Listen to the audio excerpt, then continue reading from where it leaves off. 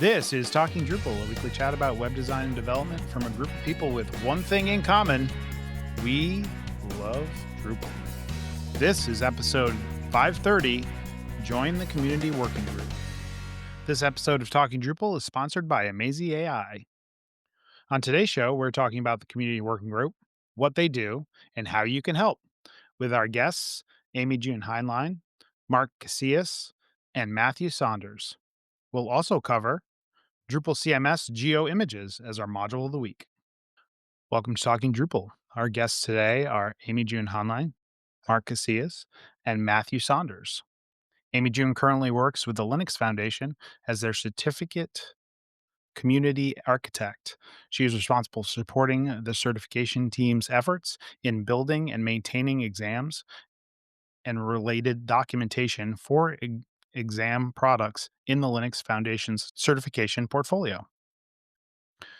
Mark has been in the Drupal community for a long time and currently works at Interpersonal Frequency.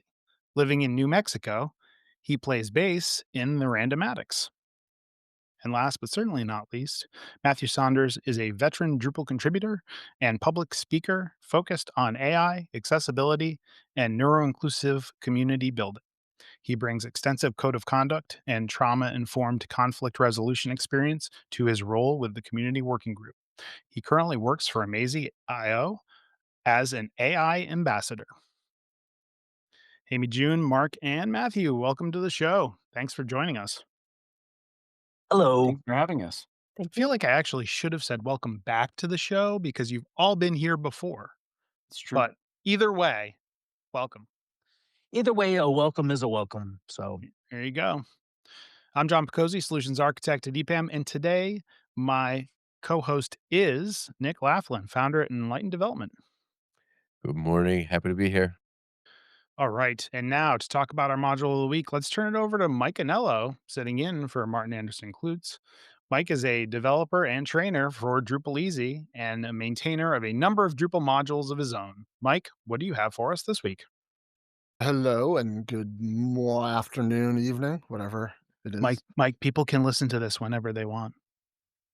Hi. good day, I I'm say. Mike. Good day. So right off the bat, I realized like an hour ago, I actually don't even have a module. I have a recipe. So I don't know if that's a violation of protocol, but we're going to press forward anyway. It absolutely is not. It's not a violation of protocol. No, Fantastic. we love recipes. All right. So this is a recipe I discovered earlier this year.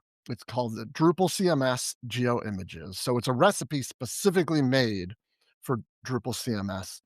And it's one of those kind of like you apply the recipe and you immediately get a cool result.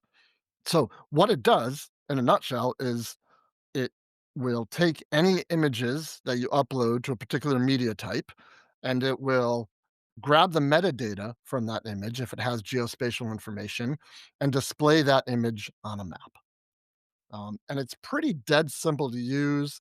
I was originally attracted to it because it was written by Alia Maro, is I believe how you pronounce his last name. He is one of the maintainers of GeoField and Leaflet and all of kind of the geospatial ecosystem of modules. So when I saw that he released a recipe for Drupal CMS, I'm like, oh, I got to check that out. And it ended up being a nice little demo that I did with a group of our alumni. It had a release just a couple weeks ago on November 9th, version 1.1.4. It is actively maintained. It has opted into security coverage. It doesn't really have test coverage because it's a recipe.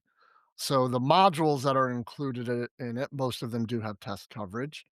It does have some documentation on the main project page. It doesn't have a separate documentation site. The README file and the documentation page are the same. I actually did find one little nit in that documentation that I need to open an issue for and let them know. But otherwise, the documentation is pretty straightforward. It has one open issue, which is not a bug, but it only has 2 issues total. And I don't really have usage stats on it because it's all together now. It's a recipe. And recipes don't have usage stats, so I have no idea. I suspect it's probably one of those things where it's been used as a really cool demo a bunch of times, but no real usage. Yeah. So some of the cool features of it, you apply the recipe, you get a new media type called Geo Image, which is similar to the regular image media type, just with the geospatial fields. You get a view mode for that, and that's what displays the leaflet map or the images. You get a view with the recipe that displays all of your images on a single map, along with a filter. You can filter by date by default. And the recipe actually also includes the media library importer module. So this is kind of like a cool first time setup where you can dump a bunch of images in a particular directory and then run the media library importer, and it will import all of them. It will grab their geospatial data, and it will put all of them on a map for you. So it just works, right? It just works. It makes for a really cool demo. I use it again just this morning just to make sure there's nothing new or no wrinkles in it. But if you need an excuse to play with Drupal CMS and you want to play with a recipe, this is just a really, really solid choice. I did notice I had some deprecations when I installed it and stuff this morning, but nothing that caused any issues on the site.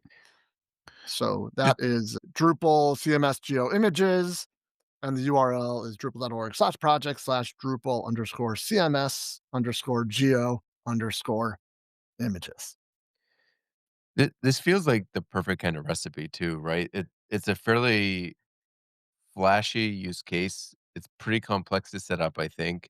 So it's not the kind of thing that I would probably apply and then release because, again, most likely you're gonna want a different media entity or an existing media entity to have this, but it's very easy to apply and then see how it's built and configure it yourself on your site. Or if it's a brand new site, maybe you can just apply it and run with it. But it's kind of perfect because it's like self-documenting for the configuration if you need to see what's Right. missing or what you need to tweak, and it it introduces you to other modules. Like, I've never seen the importer one either, and that looks like a useful utility to Yeah. kinda have in your back pocket as well. Yeah, I agree completely. I used to use stuff like, and I still do, like Commerce Kickstart. I would install that, and then with students, we would, look at it and find something that was cool, and then, well, let's pick apart how that thing was built, which modules, what the configuration was. So stuff like this it's a learning tool as well, because if you've never used geospatial modules in Drupal, there you go. You've got it all configured. You can dive into the leaflet settings. You can dive into the geofield settings. You can dive into any aspect you want. Yeah, I was like, "Why would anybody use this?" Like, when you first started talking about it, and then I was kinda like, "Well, it could be cool for, like a travel site where you have, like, a profile and you wanna upload images of places you've been," or, like, bunch of different use cases came to mind.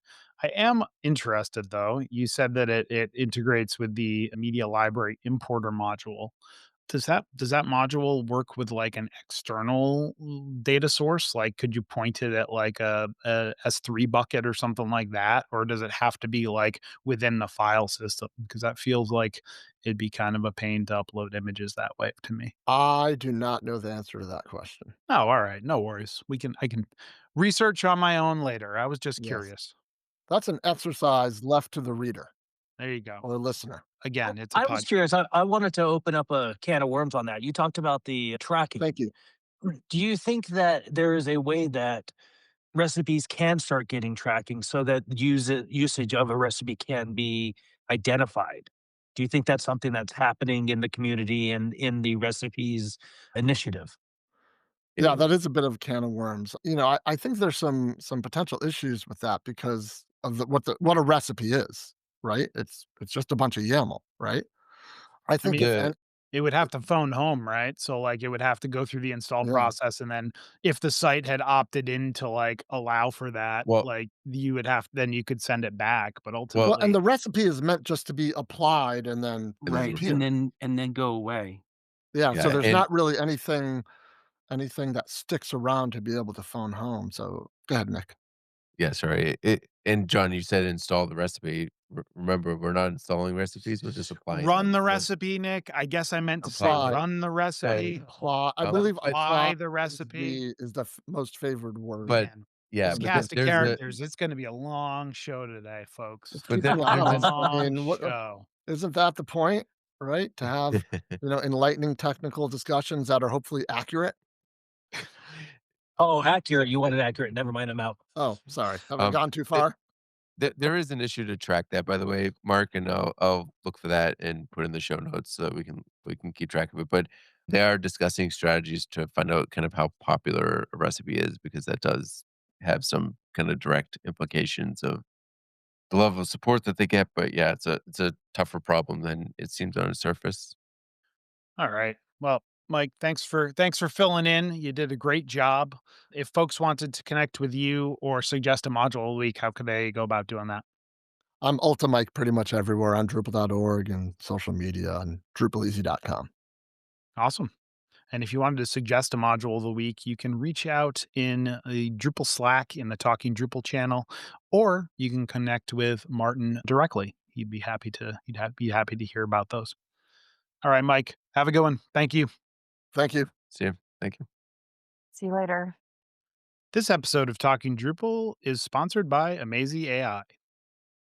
Are you worried about sacrificing data privacy for the convenience of using AI? The team at Amazy AI believes you shouldn't have to. That's why they've built an enterprise grade private Drupal AI provider that doesn't compromise security or data sovereignty. Amazy AI is 100% privacy focused, letting you choose the region where your data is stored and processed. They don't store your prompts, they don't use your data to train models, and everything is fully open source, so you can verify it yourself. You can even run the AI on your own servers or cloud accounts. With their purpose built Drupal AI provider, it's simple to get started. Just install the Drupal AI module and pick Amazy AI as your provider.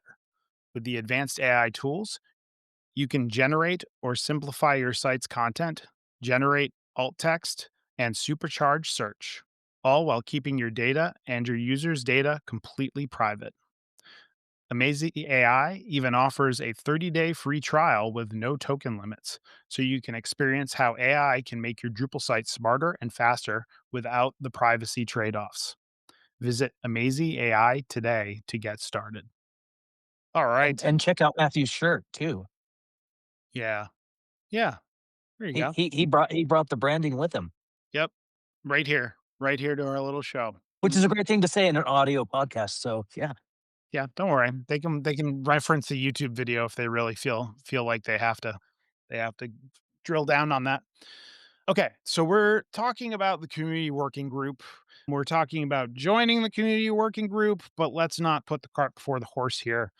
AmyJune, for those who might not be familiar, can you start by explaining what the community working group is and what their main goals are?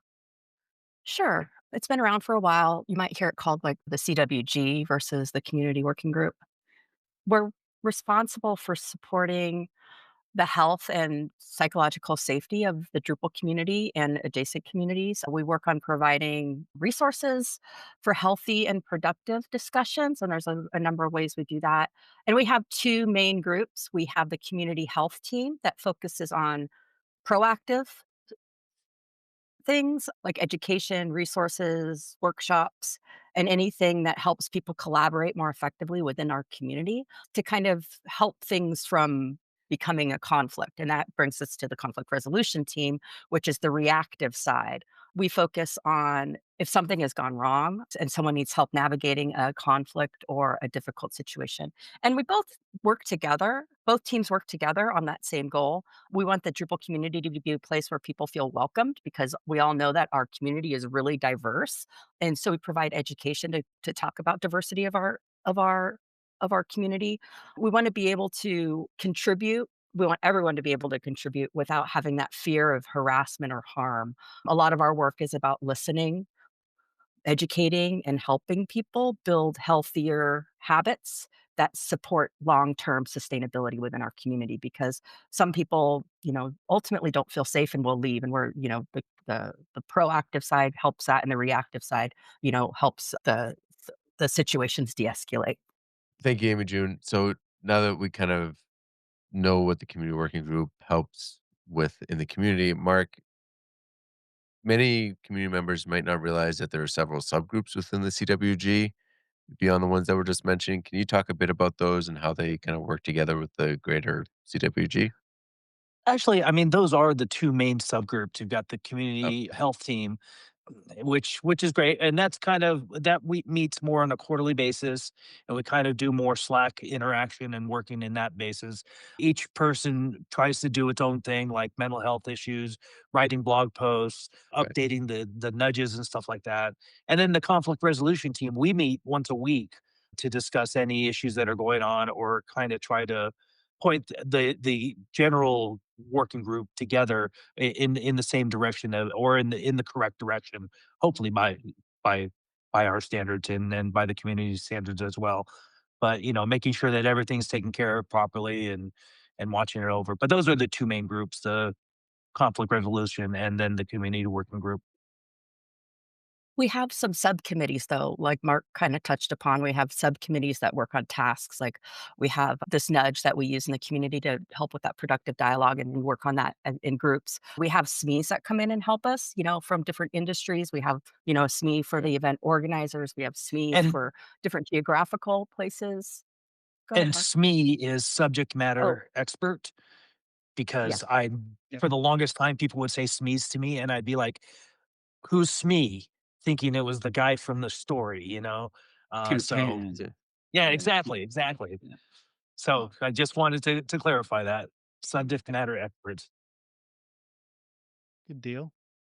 So, Amy June, can you give us an example of like what kind of issues the CWG typically handle? I mean, I think you did a great job kind of giving an overview of like inclusivity and making sure people feel welcome and able to contribute. But like, what kind of situations does the CWG deal with, and then how do you kind of approach them?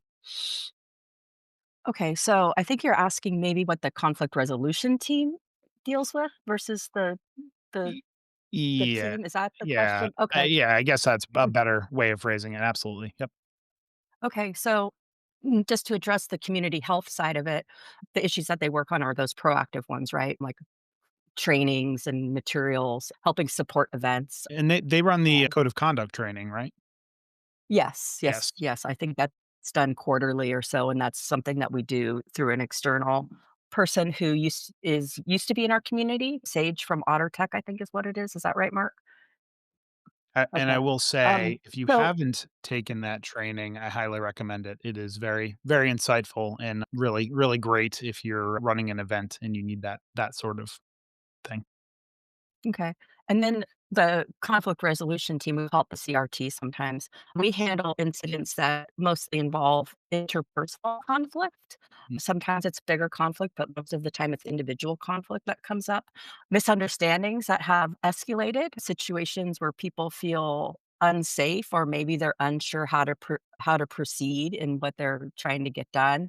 These interactions can come from Slack, our workspace, which is I think Rocket Chat and Zulip on some other communities that we've worked with that can come from the issue queue. Sometimes there's differing opinions in the issue queue and things can escalate. Working groups, local communities, and project teams. And so, like I said, it's a lot about that interpersonal conflict. And our approach is through mostly active listening, and empathy and maintaining a level of privacy for people. So we never want to jump to conclusions. And so having a diverse team within the conflict resolution team is really important. So we can come at it from different perspectives. The way I see an issue might not be the way Mark sees an issue, and it might not be the way the person who reported the issue sees it as well. So we do try to have that careful listening and never assuming anything, making no assumptions. We talk to everyone that's involved. We look for needs, we address concerns, and then we work together to find, what do I want to say, a constructive path forward. Sometimes that can be mediation. Sometimes it could be clarifying expectations. Maybe someone reported an issue and they were just not clear on the level setting that was involved. It can most of the time it's about talking with someone about adjusting their communication style because we're all from different cultures and some cultures are a little bit more blunt or harsh and some people can take that out of turn. But we also help people when someone needs to step back and reset, but the goal is always to try to reduce harm and help people re-engage in healthier ways.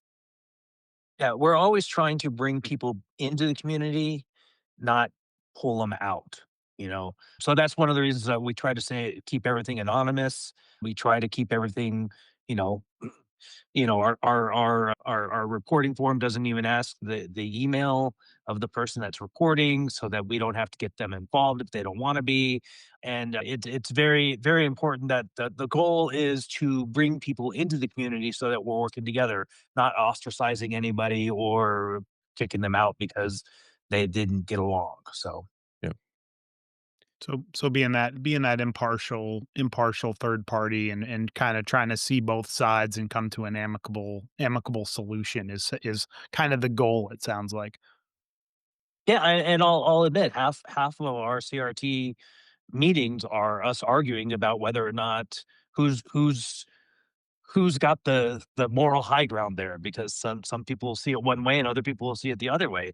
This person didn't realize what they were doing. Why are they getting admonished for it? This person totally knew what they were doing. Why aren't they getting admonished for it?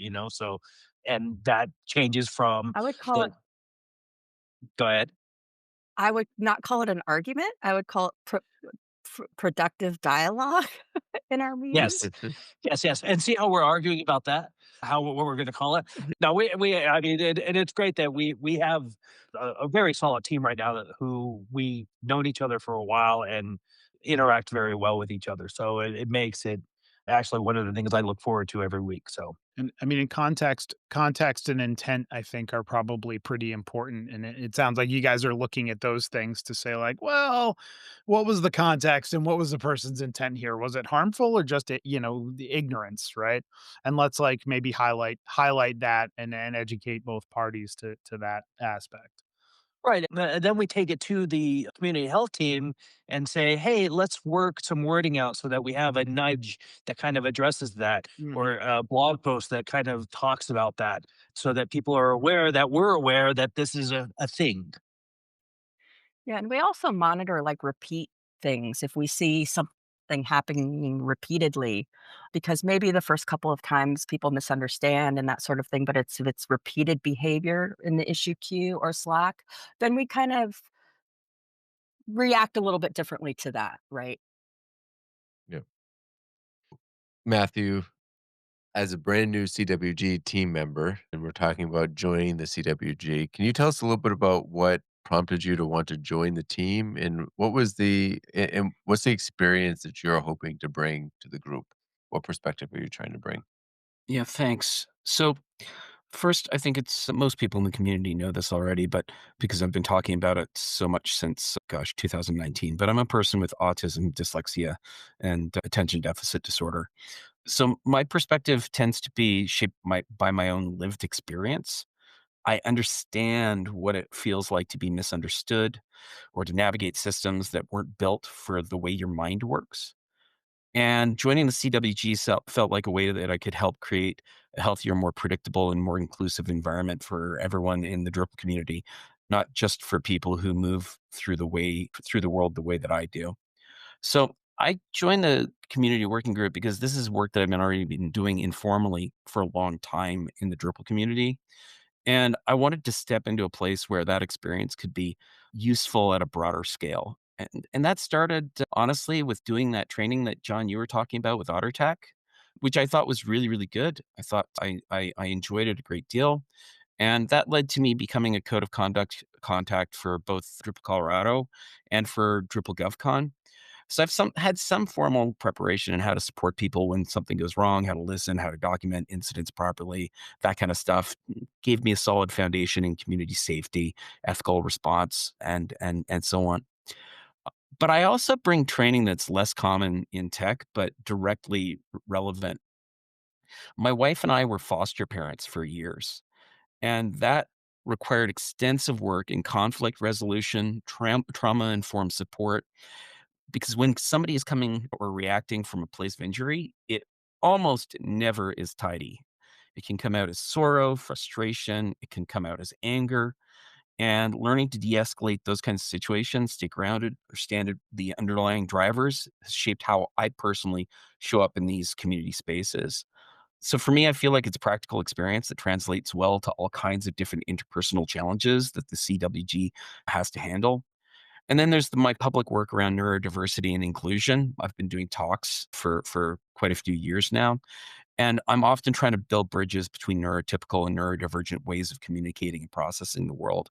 And those same principles, I think, apply directly to community health. The whole notion of clarity, compassion, structural safety, and an understanding that people don't all interact in the same way. So I was really grateful and pleased when AmyJune approached me and asked whether I'd be willing to join the community health committee. And I'm hoping that the things that I've experienced throughout my life and the training that I've had can help foster a good, healthy, strong community. And I think we've got a pretty healthy community as it stands, pretty supporting community. Yeah. So that's the reason that I joined. I mean, Matthew, I think you're you're very well qualified and suited to be part of the CWG and in the position that you're in. I'm wondering, and I'm going to direct this question actually to Mark, like what qualities and experiences make somebody a good fit to the CWG, and more specifically, like, I think Matthew is a great example of somebody who has a lot of different experiences, a lot of different qualifications. But like, are there things that maybe the CWG doesn't currently have that you're actually looking to add? Different backgrounds, different skills, that sort of thing. I mean, yeah, the main quality that we look for when inviting is, well, one, a lot of people come to us that wanna join, and what can I do to join up? We actually approached Matthew because of his talks and because of his involvement with the Drupal community. He's one of the first person I've known in the Drupal community because he's up in Denver, I'm down in New Mexico, and, so we've known each other through that. But it's the want and the urge to come with an agenda. What do you want? We're not really necessarily looking for something in particular, but what do you want to do? We've had people come in that wanted to do, more blog posts about social issues and how bringing that into the community is important. And, basically someone who wants to build the Drupal community. And that's what we're looking for in there. And it would be great if you have a niche that you're interested in to help out in. We're looking for more people in other time zones than the Mhm. four Americas. We would love people more involvement from our European and Indian folks. Now, that being said, that's hard to do because we have a monthly meeting that somebody's going to be in the middle of the night, and that makes it really difficult. But also, come join us and work with us, and we'll figure out a way to work around that. Maybe have two meetings, one in the evening, one in the morning, and then kind of work that way, or more work on like the Slack meetings are for like the recipes initiatives, things like that, where we have what's the word I'm looking for? The asynchronous meeting on Mm. Slack, something like that, where everybody talks about what they want and we have an agenda. What do you want to do? What do we need to do? Let's go take care of it. So So it kind of sounds like you saw a need, right, within the CWG, an area where like maybe you could use a little bit more experience, a little more, and you kind of sought out a community member, and that was Matthew, right? yeah, Um, I'll be honest with you. We were gonna seek him out earlier, but then he went and joined the Drupal Association board. So he kind of already had his hands full, so we didn't want to bug him about that. But then once he rolled off, we grabbed him and said, "Thank you, please." I was just gonna say and sort of riff off something that Marky mentioned, which is looking for folks that are outside of the Americas and mm, Europe. I feel like there's a real importance in cultural sensitivity, mm, and sometimes things that might feel rough or insensitive in one country is actually pretty normal in the space that the person has come from. And it I think that unless we have enough diversity from a cultural standpoint in this group, it becomes more and more difficult for us to understand when and where a conflict is truly a real problem, or where it's a cultural mismatch, misunderstanding. And I think that we're big enough a community, in terms of our hearts, that when there is a misunderstanding that comes from a cultural place, that we can move past that and learn from it, and become frankly better people ourselves. So I just would encourage folks who are listening, if you are in some other part of the world that isn't part of the Western world, and you're listening, and you're intrigued, please reach out. We need you. Yeah, I would say that's actually a problem with a lot of working groups within the Drupal ecosystem. I know that the event organizers working group has the same sort of feeling as like we want to be inclusive outside of North America, and it's hard, but I think everybody's willing to kind of make the sacrifices needed to make it work. Amy June, you had something to add? You had asked Mark about personality traits, and I think a personality trait that is a good fit for not only the community health team, but especially for the conflict resolution side is patience and grace. You have to be patient. You have to sift through a lot because some of us have these knee jerk reactions when we see the issue happening and we want to be like respond all at once. But having that patience and grace to kind of witness both all the sides to the thing, I think is really important. Yeah, and that's one of those things that I think the code of conduct training kind of dives into quite a bit, is like, don't, once you're presented with one side, don't react or offer a verdict. That's not your job. Your job is just to get all the information and then bring it back to the group, and kind of like provide it, as opposed to like rendering a judgment. And I think I think it's hard. It's hard for some Yeah, people, right? It's hard. because God, we're dealing with people's livelihoods, their passions. yeah, We certainly don't want to be putting our thumbs on anybody unnecessarily. yeah. So We also want to welcome new community members into our group because they have a whole different perspective than our us veterans. I'm like one of the less seasoned and I've been in Drupal for 11 years, and so like having new community members would be helpful for our team as well. Outside perspective is always a good thing. Mhm. Before I ask this next question, one thing we're kind of focusing a little bit more on the conflict resolution team, I think, as we do when the CWG joins, because that's kind of the most maybe one of the more visible pieces of the team. But Matthew, are you on the conflict resolution team, or are you just on the I'm CWG in not on the general? conflict Not resolution yet. team. Okay. The the yeah, We the we way have an this tip onboarding process. yeah. Yeah.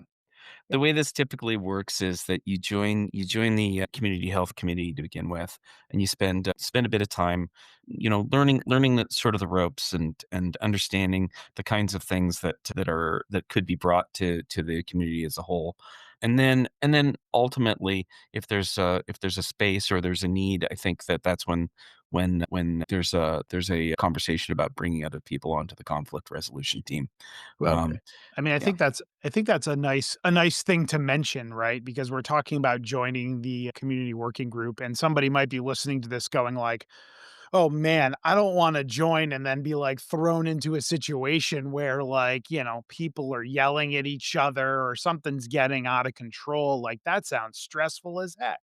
But, I think you just did a great job there, Matthew, explaining like, there's a little bit of an on-ramp, and you can, be part of the community health team and A- and and and you not may get you may thrown right into it. And you may never want or be asked to be part of the resolution team, right? Like, this is not a small narrow tent. And the work that the community health committee does, community health team does, is really, really important, because that's the place where we're setting up the foundation to avoid conflict. That's where we're setting up the circumstances where we can have a healthy community that has as few problems as possible. And that could be as simple as, hey, I'd like to help people set up community health sessions of some kind at their camps, or I'd like to be involved in a summit, or I'd like to do a talk, or there are any number of things that help our community be as resilient, robust, and healthy as it can be. Remember, this community is going on 25 years now, Yeah. and that's rare. That's a rare thing in the open source world, let alone anything else, right?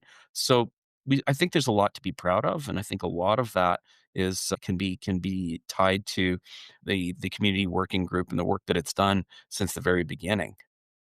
So, AmyJune, if somebody's listening to this and hearing that kind of updated pitch and they're interested, what kind of time commitment is expected of CWG members that maybe aren't on the conflict resolution team? Sure. The time commitment, excuse me, varies because our community has those natural ebbs and flows, right? The community health team, a month might include planning a workshop, improving documentation, meeting with local organizers, or preparing materials for DrupalCon.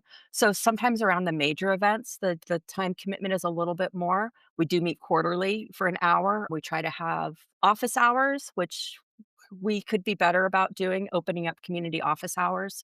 But the work is going ongoing and project based. We have action items that come out of those meetings. And so really that month, the community health side might be working, 2 or 3 hours a month on different things, and then as we like create a new nudge or do something like that, it might be a little bit more.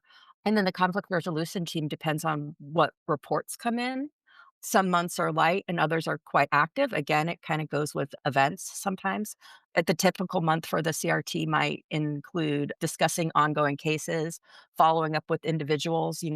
Sometimes, Mark will deal with one issue and Donna will deal with another one, and then David will, help out with a couple. We kind of depending on where we are as a team in our time and like moving and having a new job, other people kind of we hold each other up a little bit. But camps, conferences, and other community events request the community working group's time. Sometimes it's reviewing the names of potential speakers, organizers, and potential leaders, scholarship recipients. We vet these people, and the purpose is really to make sure that the community members who are assuming these public facing roles, like speaking at events or initiative leads, that kind of thing, that they're in good standing in the community. And this helps with the psychological safety because, again, we are that diverse community. So I'd say on an average, a couple hours a month. And again, before DrupalCon, we organize the Aaron Winborn Award, which consists of, a few articles, promotion, and that kind of thing. So the community health team, around the 3 DrupalCons is a little bit busier. That being said, we did just release a blog post about the Aaron Winborn Award and nominate your person. Yes. Yes, everybody should do that. So, Matthew, because you're kind of the newest member here, I'm wondering if somebody's listening and they're like, this sounds like it's great, but I'm not really ready to kind of jump in and join formally. What other ways can people support or contribute to, excuse me, to what the CWG is doing? So if you've got a local community, just to start with, maybe you do meetups, maybe you do a little camp or something like that. One of the things that you can do is help draft a code of conduct if your community doesn't have one. And for me, that was a really awesome experience when we first adopted a code of conduct for Drupal Colorado, and we drew upon a bunch of different sources: the Linux Foundation, Ubuntu OS Feels, the ADA Initiative, Geek Feminism, and also the Drupal Association's code of conduct.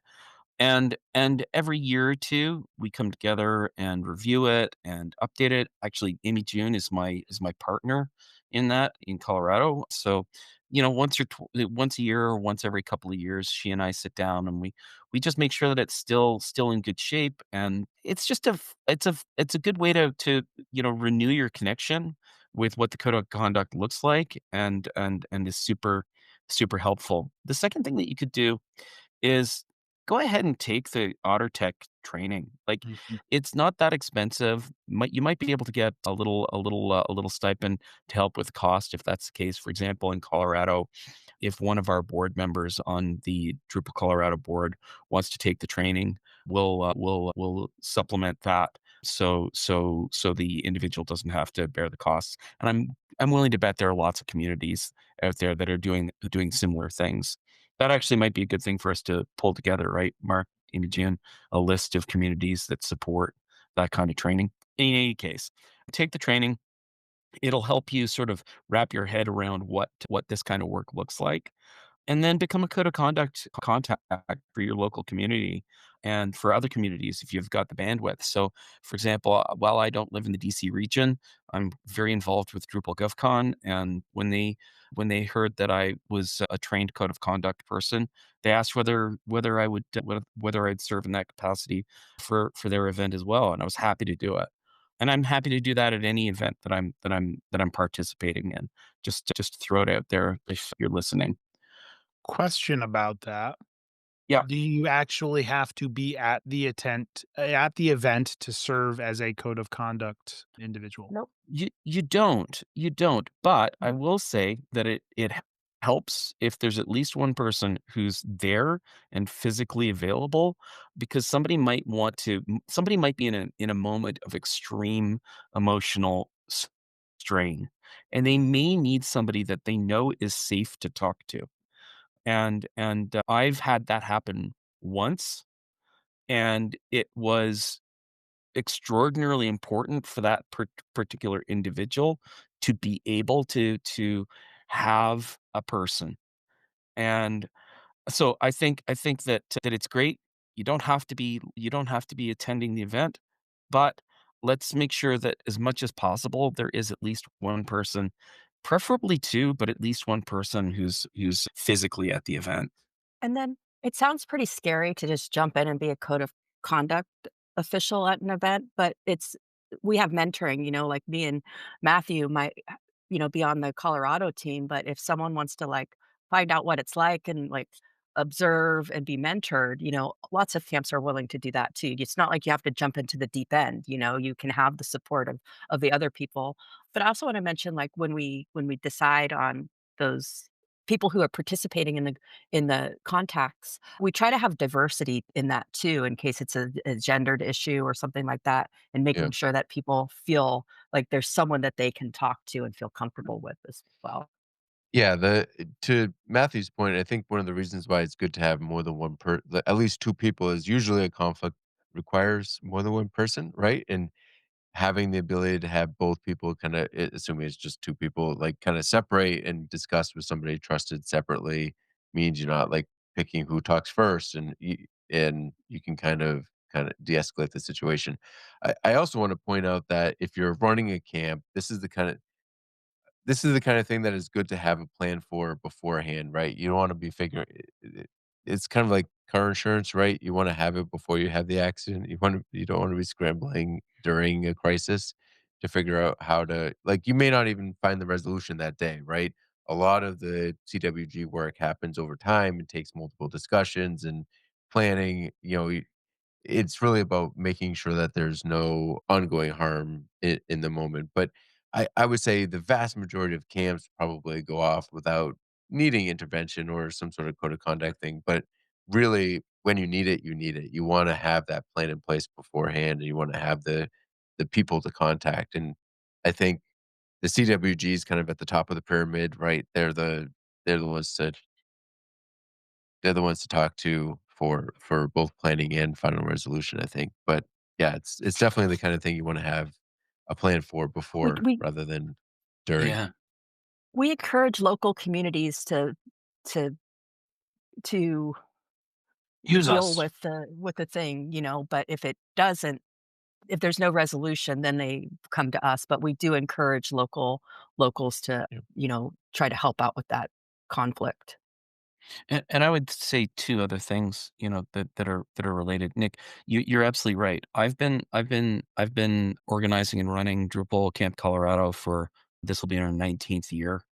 Wow. And and I've been helping with other camps like GovCon as well. And I've had one single incident in the entire time that I've been engaged in these activities. And I'm super glad that I'd gone through the training with AutoTech prior to that, because it helped a ton. And then the second thing is that, you know, Amy June's point about just jumping in is absolutely correct, and it's not just maybe getting mentoring from somebody who's had the training and who's been engaged in being a code of contact person for a good long time. If you do the training, you're gonna feel so much more capable and ready to handle an issue. Sage is so good at their role play stuff that you go through, the scenarios and so on. I think you'll probably come out of it feeling empowered and feeling like you can be helpful in one of these stressful situations. I Anyway, that's my last two thoughts on that. Yeah, I do agree. I think the role playing aspect of it. I mean, the information is great and the education is great, but the role playing aspect really kind of helps you kind of put it into practice in a safe environment. Question for I'm gonna ask Amy June because I think I brought this up to her a while back and I was just curious.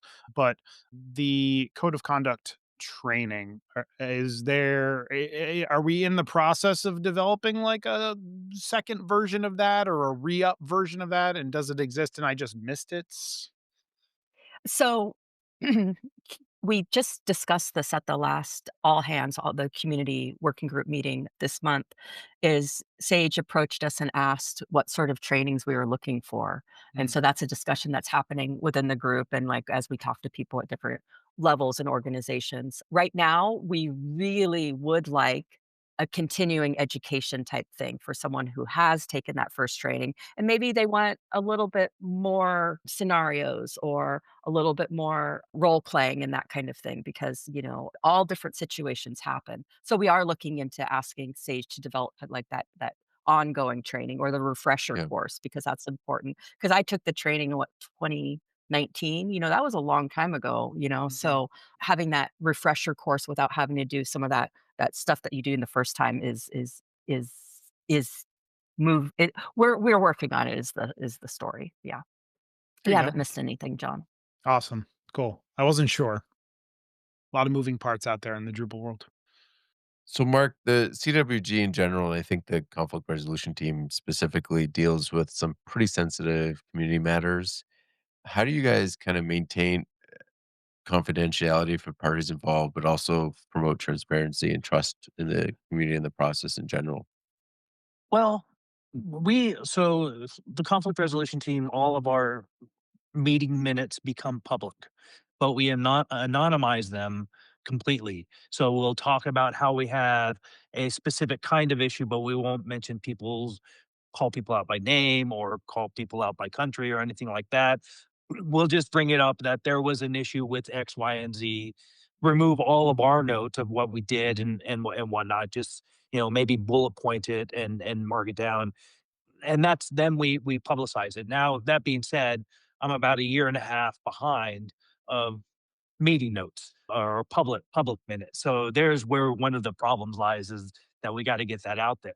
But we definitely don't want we're definitely not calling anybody out publicly. We want these issues to be handled in a delicate matter where no one gets the wind of who's involved or what. But uh,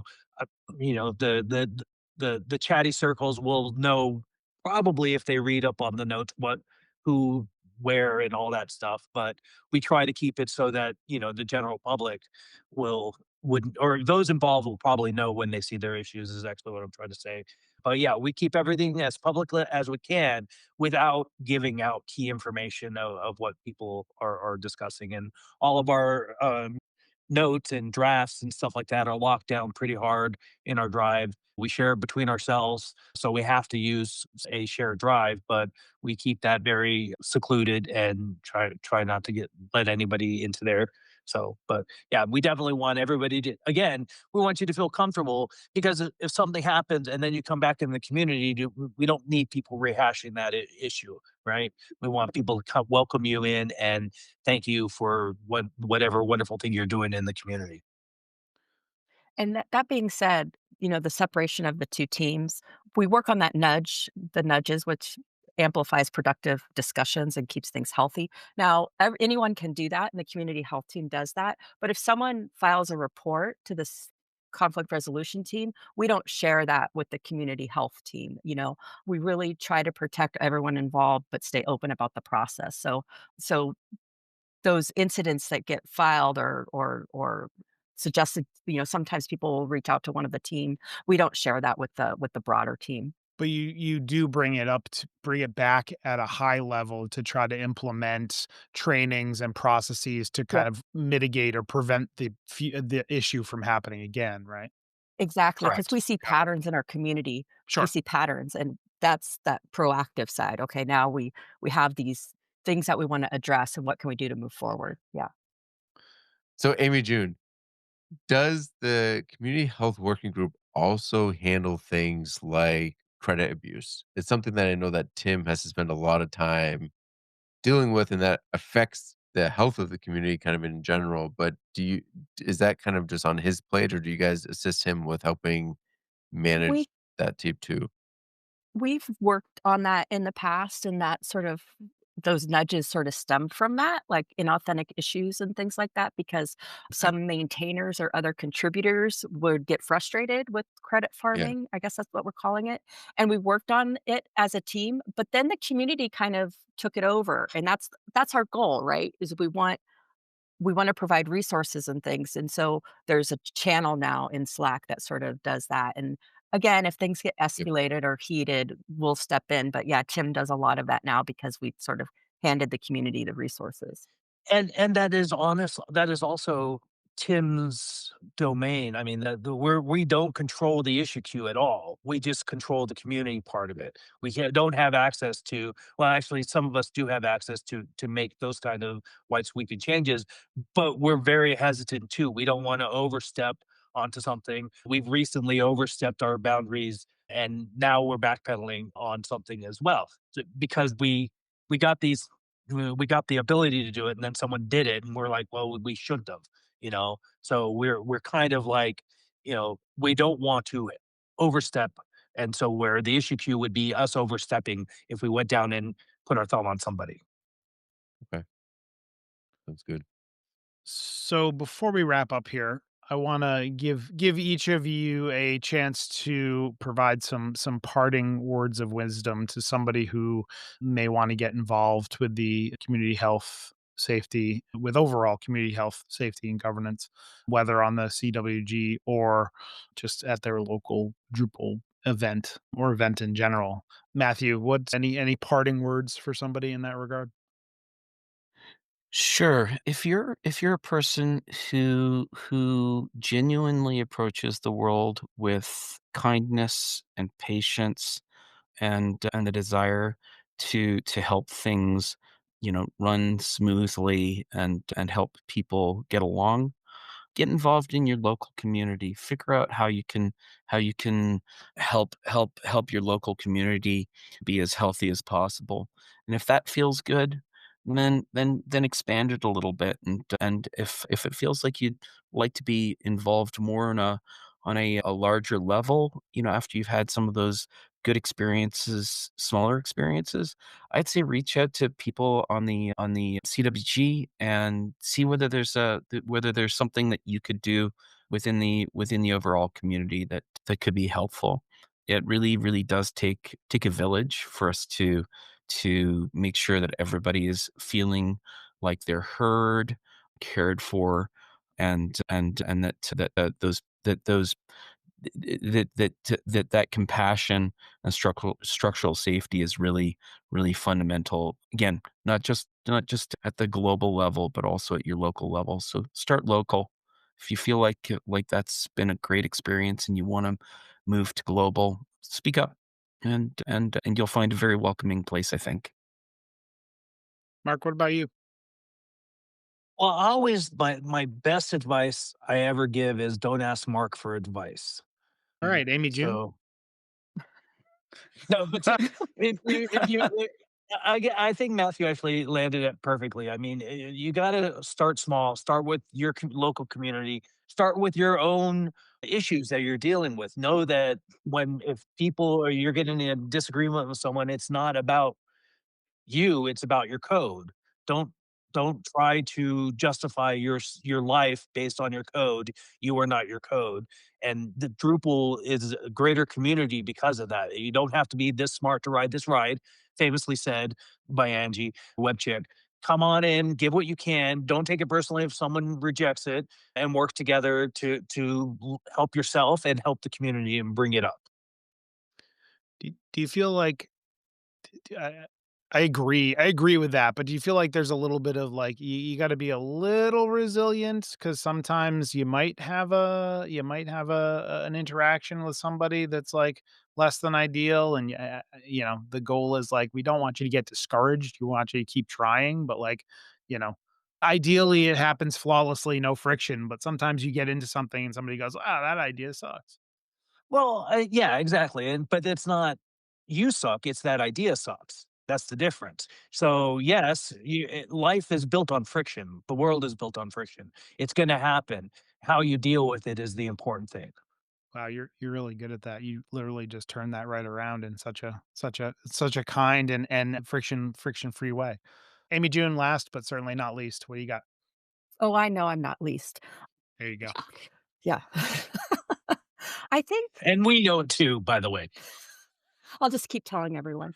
I think like mirroring what Matthew said about joining locally is really important, welcoming people at a new meetup, making sure that we work on our communication skills, encouraging inclusive practices, modeling kind communication because, you want to emulate what you want in the community, making sure that you're like a kind and graceful person. Every act of kindness and clarity reduces friction in our community and it helps people feel safe to contribute. We we don't always get what we want in the issue queue or in the initiatives and that sort of thing, but that's why we work in teams and making sure that our teams are diverse is one of the biggest steps. And then, we also have an issue queue in a project in the Drupal issue queue, Drupal underscore CWG, where our issues are public and people can help us. Like sometimes we're writing nudges, sometimes we're doing blog articles, things like that. And so people can use that issue queue to help contribute to our team as well. You raise an interesting thought in my brain, Amy June, of that, communication's hard, written, oral, otherwise, right? And I'm somebody that tends to overanalyze kind of my written communication and my oral communication for that matter. But like it's nice to know there's a nice group of people that can kind of help or at least provide that sounding board of like, hey, I wrote this and I'm sending this out to the community. Like, can you just look at it to make sure I'm not being, off-putting or I'm saying something that's, not appropriate? Or maybe I'm just overanalyzing. So, I mean, and I think that's only one small piece of what you guys can do and can help with. But, I definitely think it's important. I think it's important that people know that you guys are at the end of the day here to help. Yeah. All And right. John, for the Yeah. record, your oral and written communication is excellent. I'm sure I wouldn't go that far, but I appreciate the compliment. Thank you. All right. On that note, Amy June, Mark, Matthew, thank you for joining us again. As always, it's been a lovely conversation, and I think if people are listening, they'll definitely gravitate towards the CWG. Thanks Oh, for And having we'd us. love to have them. I want to mention that we do have a Slack channel that's open to the public, the community health channel in the Drupal Slack that people can join and be part of discussions as well. There you go. Awesome. Do you have questions or feedback? You can reach out to Talking Drupal on the socials with the handle Talking Drupal or by email with show@talkingdrupal.com. You can connect with our hosts and other listeners on Drupal Slack in the Talking Drupal channel. If you were inspired by our guests today, you can be a guest on Talking Drupal. Head to Talking Drupal and click the guest request button in the sidebar. You can promote your Drupal community event on Talking Drupal. Learn more at talkingdrupal.com/TD promo. Get the Talking Drupal newsletter to learn more about our guest hosts, show news, upcoming shows, and much more. Sign up for the newsletter at talkingdrupal.com/newsletter. And thank you, patrons, for supporting Talking Drupal. Your support is greatly appreciated. You can learn more about becoming a patron at talkingdrupal.com and choose Become a Patron. All right. AmyJune, if folks wanted to get a hold of you, chat about the CWG or any of the number of other things that you do, how could they go about doing that? I am Volkswagen chick across many of the spaces that count. There you go. Mark, what about you? I am Marky on Drupal.org and the Drupal Slack, also on the Drupal.community Mastodon that I never check, but you could possibly reach out for me there as well. And then if you want to check out my band's website, it's www.therandomaddicts.com. I had a conversation with somebody the other day about including www in web addresses. And anyway, we could talk about that later, but That sounds like a different episode altogether. check out the band. And Marky's playing bass there, right? Yep. Any vocals or just bass? Yeah, I do vocals. I have a couple songs I sing, and then I do background vocals. AmyJune has seen the band. She's actually come to New Mexico to witness the glory that is the Random Addicts.